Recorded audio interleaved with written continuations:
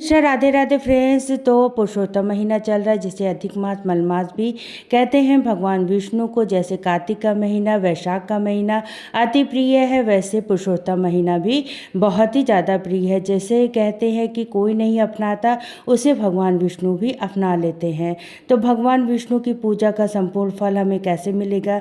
सिर्फ एक दीपदान हमें करना है, जिससे पूरे साल की पूजा का फल हमें मिलेगा। ये दीपदान कहाँ करना है, कब करना है, कैसे करना है, दिया कैसे बनाना है, ये संपूर्ण जानकारी आपको एक ही वीडियो में मिलेगी। तो प्लीज़ मेरी वीडियो को पूरा देख लीजिएगा। तो सबसे पहले हम एक नारियल लेंगे, जिसे सूखा नारियल, इसको बीच से हम कट कर लेंगे। तो देखिए इस तरीके से हमें कट कर लेना है। आप चाहें कि तड़के से भी आप कट लगा लें, उसके बाद आप कट कर लें, या आप चाहें तो खुद भी कट कर सकते हैं, या आप चाहें तो मिट्टी का बड़ा दिया भी ले सकती है, लेकिन फिर बाद में उसे विसर्जन करना होता है। और जो नारियल का दिया होता है यह बाती के साथ में जल जाता है, इसलिए नारियल का दिया सर्वोत्तम होता है। आप नारियल का दिया ले लें। अब हमें बाती कैसे बनानी है, तो देखिए पूरे 365 बाती हमें इसमें बनानी है। पूरे 36 धागे हमें लेने हैं, ताकि पूरे साल के पूजा का, पूरे साल के दीपदान का हमें फल प्राप्त हो सके। तो यहाँ पर देखिए जो मैंने कलावा लिया है, इसमें 4 धागे हैं।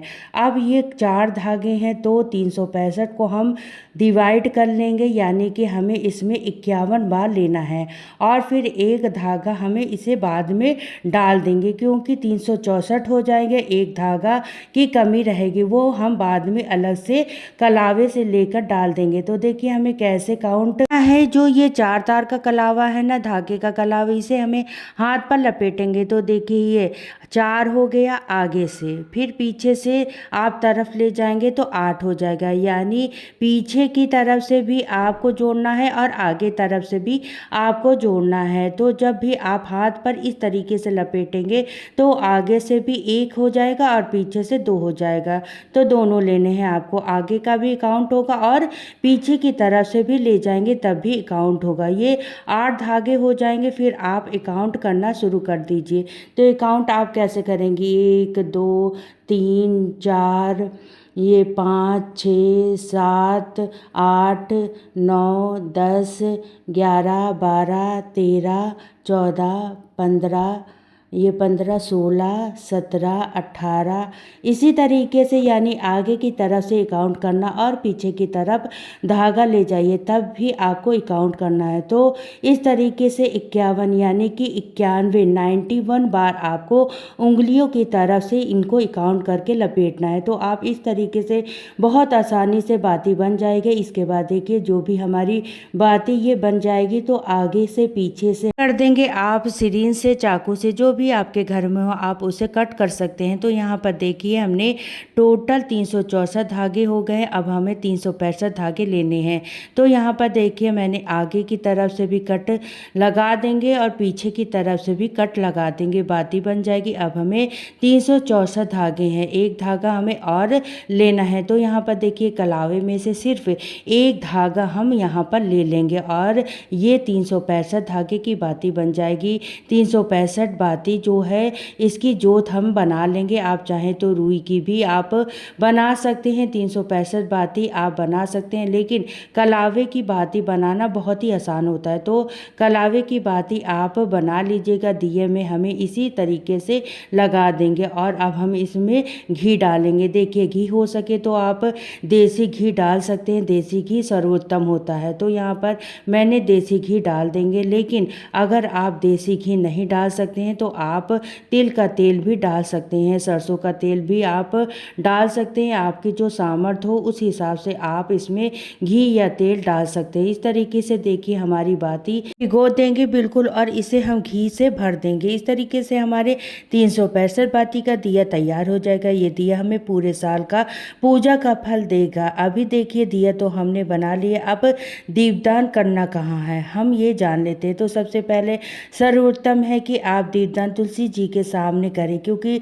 तुलसी जी भगवान विष्णु के सबसे ज़्यादा प्रिय है। या फिर आप पीपल के पेड़ पर भी आप दीपदान कर सकते हैं, आंवले के पेड़ के नीचे भी आप दीपदान कर सकते हैं, केले के वृक्ष पर भी दीपदान कर सकते हैं, या भगवान विष्णु, भगवान शिव, शंकर का जो भी मंदिर है आप घर के सामने वहाँ पर भी आप जाकर दीपदान कर सकते हैं। तो देखिए, पहले दिया हमने बना लेना है, इसको हमें तिलक कर देंगे हल्दी से, रोली से, चंदन से आप तिलक कर दीजिए। फिर हमें भोग समर्पित करेंगे। कोई भी दीपदान जब आप करते हैं तो भोग अवश्य डालते हैं। तो थोड़ी सी तिल मैं यहाँ पर समर्पित कर दूंगी। तो अगर आपके पास तिल है तो आप तिल समर्पित कर दीजिए, अगर तिल नहीं है तो आप थोड़ी सी चीनी भी डाल सकते हैं।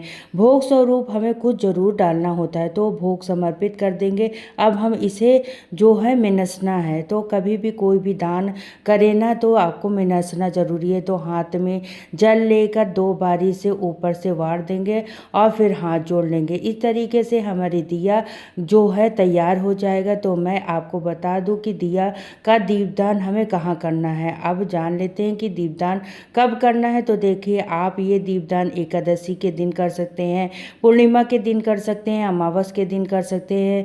ये दोनों में से किसी भी दिन आप कर लीजिएगा। प्लेट में आप रख करके आप जला दीजिएगा, दीपदान कर सकते हैं।